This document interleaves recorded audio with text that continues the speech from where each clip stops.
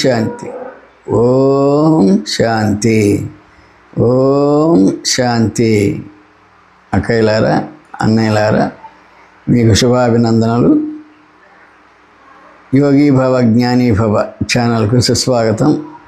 అలాగే ప్రజాపిత బ్రహ్మకుమారి ఈశ్వరీయ విశ్వవిద్యాలయం వారికి కూడా శుభాభినందనలు. ముఖ్యంగా ఈ ఎపిసోడ్లో మరో 10 దైవీ గుణాలని చెప్పుకుందాం. గుహ్యత. ఆ గుహ్యత అనేది ఏంది? ఆకలించుకున్న జ్ఞానాన్ని గుహ్యత అంటే ఏంది? ఆంతరంగంలో బాగా మదించడం. ఆంతరంగంలో మదించినప్పుడు మనకి కొన్ని కొత్త విషయాలు తెలుస్తాయి. దాన్నే గుహ్యత అంటారు. నిర్మాణత అంటే ఏంది? నమ్రత. ఎంత నమ్రతగా మనం ఉంటామో అంత మనకి మేలు చేస్తుంది. దీనివల్ల శాంతిని పెంపొందిస్తుంది. నిరహంకారం. ఎటువంటి అహంకారం లేకుండా నిరహంకారం. అహంకారాలు ఉన్నాయి. నేను మంచి పని చేస్తున్నాను, అది కూడా అహంకారమే. నేను ఇంకా ఎదుగుదల కావాలి, ఒకరి మీద ఆధిపత్యం సంపాదించాలి, ఇది కూడా అహంకారం. కాబట్టి ఇవన్నీ అహంకారానికి సంబంధించేది. ఈ అహంకారాలని అన్నిటినీ వదిలి నిరహంకారం, అహంకారం లేని వారిగా అవ్వాలి. నిర్వికారత అంటే వికారత అంటే వికారాలు లేని అవస్థ. అప్పుడు వికారాలు లేని అవస్థల్లో ఇప్పుడు నిశ్చలంగా అడవులుగా ఉంటారు. దాన్నే నిర్వికారత అంటారు. తీవ్రత అనేది ఏంది? తీవ్ర పురుషార్థం అంటే పురుషార్థంలో ముందుకు పోవడం. మనసు పరమాత్మ మీద నుంచి ఎటువంటి అహంకారం లేకుండా తీవ్రత అంటే ఏంది? దానికి సంబంధించిన శ్రీమతాన్ని పాటించడం, పాటించడం అంటే ఏంది? దానిలో ఎటువంటి అవకతవకలు జరగకుండా భగవంతుని వైపు పయనించడం. గుణగ్రాహకత అంటే ఏంది? ఎదుటి వారిలో ఎటువంటి మంచి గుణాలున్నా నాకు కూడా ఆ గుణాలు కావాలి అని చెప్పేసి నేనే ఆ గుణాలను అలవర్చుకోవాలి అంటే ఎదుటివారి విశేషతలను మనం గమనించి ఆ విశేషతలు పెంపొందించుకునేది గుణగ్రాహకత. శీఘ్రత.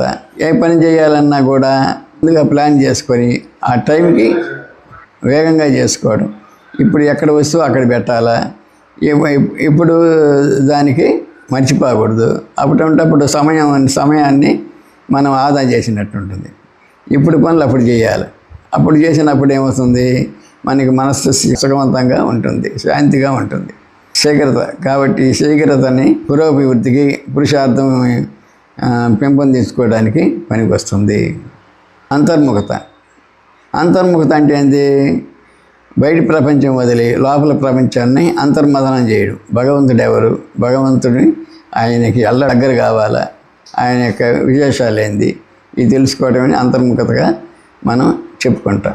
ప్రతిష్ఠిత. ఏదైనా మంచి విధానం కానీ మంచిని కానీ తనలో ప్రతిష్ఠించుకోవడం అంటే ఏంది? మంచి గుణాలని అలవర్చుకొని మంచి నడవడికని పెంపొందించుకొని తనను ఒక దేవతగా చూడడం, దాన్ని ప్రతిష్ఠించుకోవడం. మనం ఉద్దేశం ఏంది? లక్ష్మీనారాయణగా అవ్వడం. లక్ష్మీనారాయణలు అవ్వడం అంటే ఏంది? లక్ష్మీనారాయణలు ఏం చేశారు, వాళ్ళు ఎలా చదువుకున్నారు, ఎలా పరమాత్మను కొలిచారు, వాళ్ళిద్దరూ ఎలా ఫస్ట్లో వచ్చారు. ఫస్ట్లో రావడం అంటే తమాషా కాదు. కాబట్టి దానికి అంత కృషి అవసరం. కాబట్టి సృష్టిలో లక్ష్మీనారాయణులు చాలా ఉన్నతమైన వారు. దీన్నే ప్రతిష్ఠిత అని అంటారు.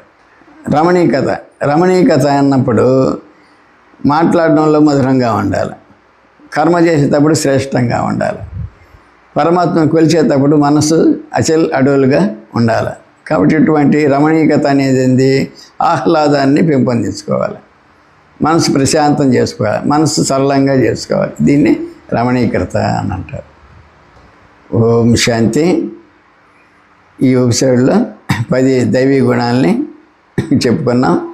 తదుపరి ఎపిసోడ్లో కొన్ని చెప్పుకుంటాము. ఓం శాంతి. స్వస్తి.